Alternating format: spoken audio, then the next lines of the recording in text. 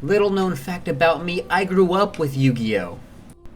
I mean, ever since I was a kid, I was always excited for Christmas or my birthday when I would receive new Yu-Gi-Oh cards and duel against my brother and my cousins. I mean, I remember one fateful birthday when I was given the elusive, sick-as-fuck Seal of Orichalco's dual disc. I mean, just look at it. You'd for sure be the neighborhood pussy slayer with this thing on your arm. But anyway, let's get into the main topic of discussion for this video, and that would be the Yu-Gi-Oh video games. And I gotta tell you, some of these games were way off when compared to the actual trading card game.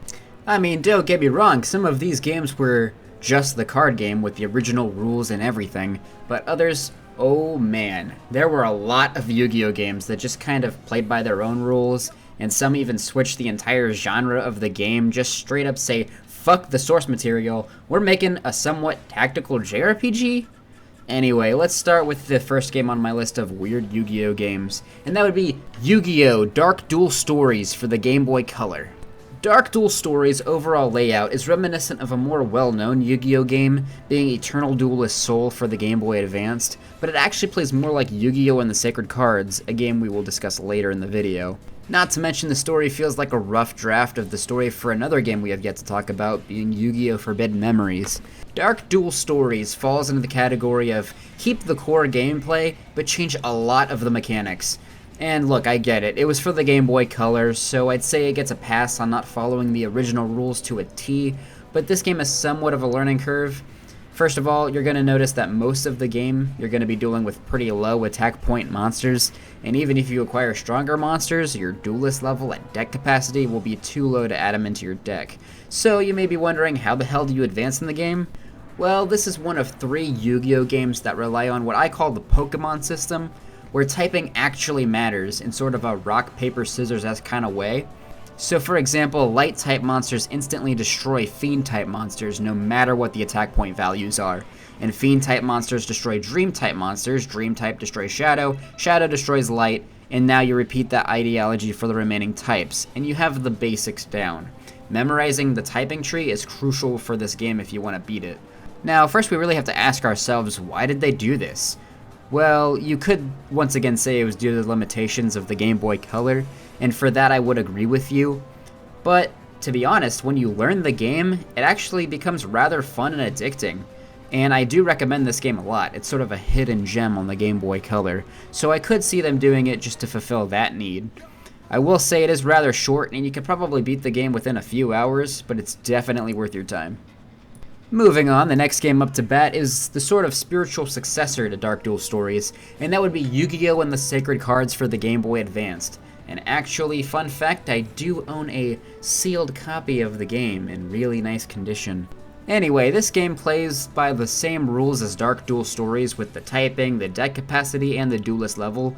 However, this game follows the story of Battle City, and is actually quite challenging at some points. And in this game, you actually get to control your character and run around Domino City and duel random people, which I gotta say, when I was a kid, that shit blew my fucking mind. Finding a Yu-Gi-Oh game where you can move around and stuff was very rare at the time, so I was all about it, even if I didn't understand how the dueling really worked. This game definitely did some weird things, but nothing that Dark Duel Stories didn't already do before it, but I felt I had to talk about it since it's more well known.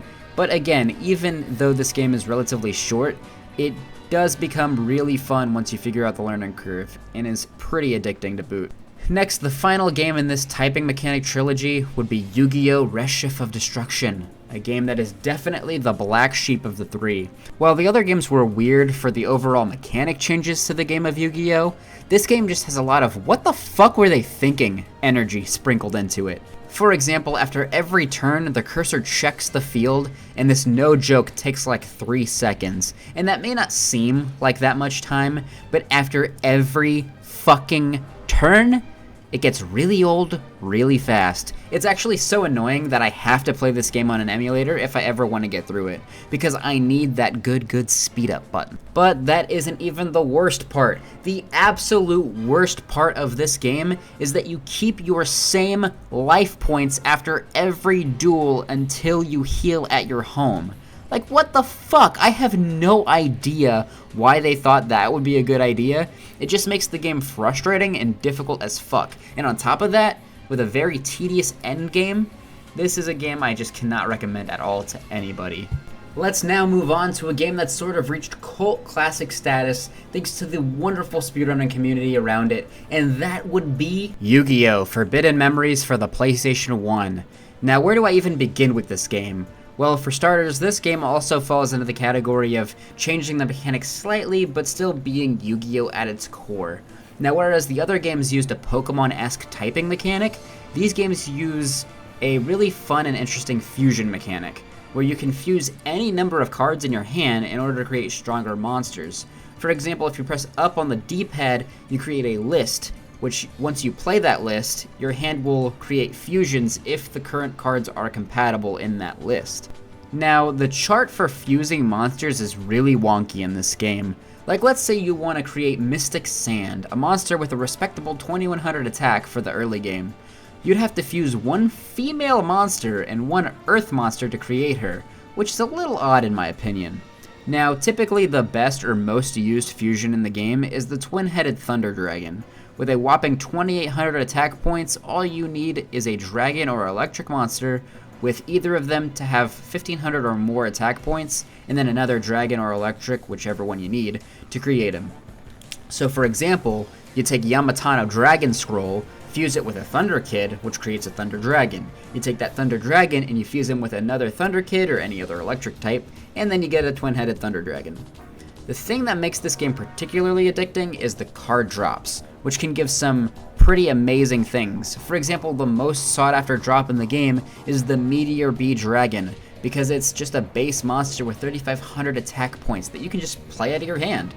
However, the drop rate for that particular card is insanely low, and only certain duelists drop it, so expect to spend hours upon hours in a casual playthrough trying to acquire that specific card. Not to mention, this game has some pretty interesting characters that aren't present in any other canon Yu-Gi-Oh! Anime or manga, and these characters would be Haishin, Dark Knight, and Nightmare. Dark Knight and Nightmare also appearing in Dark Duel stories, but all of them serve as your main antagonists for this game and the sequel game, and yes, there is a sequel, which if you thought this game was weird, then let's move on to the next game, which is none other than Yu-Gi-Oh! Duelists of the Roses for the PlayStation 2. Okay, now try to wrap your head around this one. In this game, you are sent back in time to help win the battle against the Lancastrians and the Yorkists, which were a rivaling group long ago in Great Britain. Not only that, but for some reason, all of the cast of Yu-Gi-Oh! Are famous historical figures. Yugi is literally Henry Tudor. Kaiba is Christian Rosencruz.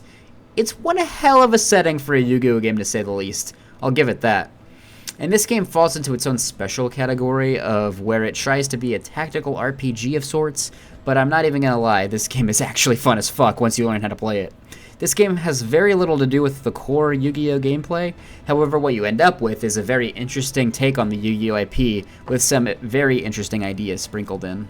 In this game, you still use cards to duel, however you do so on a game board, and have to move your pieces in play to reach your opponent's deck master, so you can inflict direct life point damage onto them.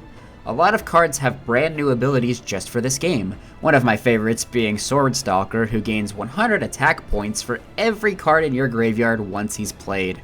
So you can just dump like 20 cards in the graveyard, and he'll show up on the field with 4,000 attack points. It's actually nuts. And anyways, with a lot of fun stuff to explore in the game, I really don't want to spoil and give away too much, because I feel like that's part of the fun. But even though the ideas are a little off the wall, it is an amazing Yu-Gi-Oh! Spin-off game, and one that I highly recommend you at least check out.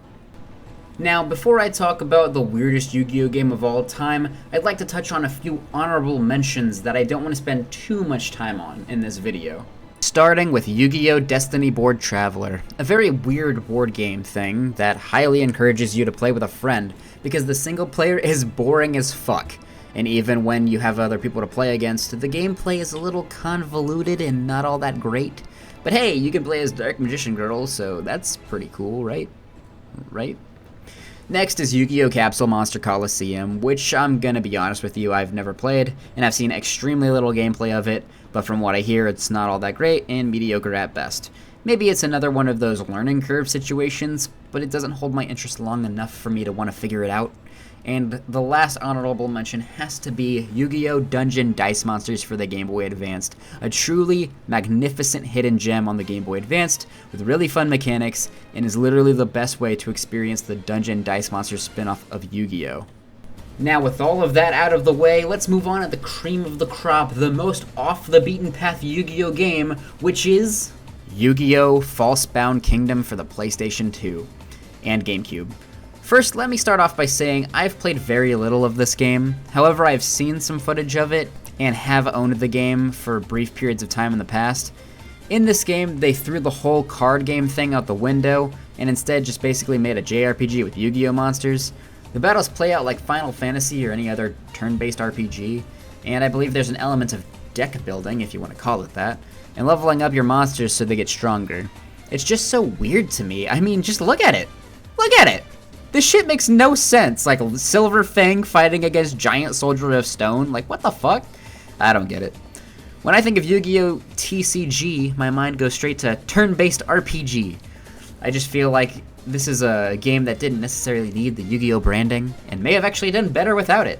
Because I feel like kids bought this game and then immediately returned it after they realized it wasn't Yu-Gi-Oh! At all.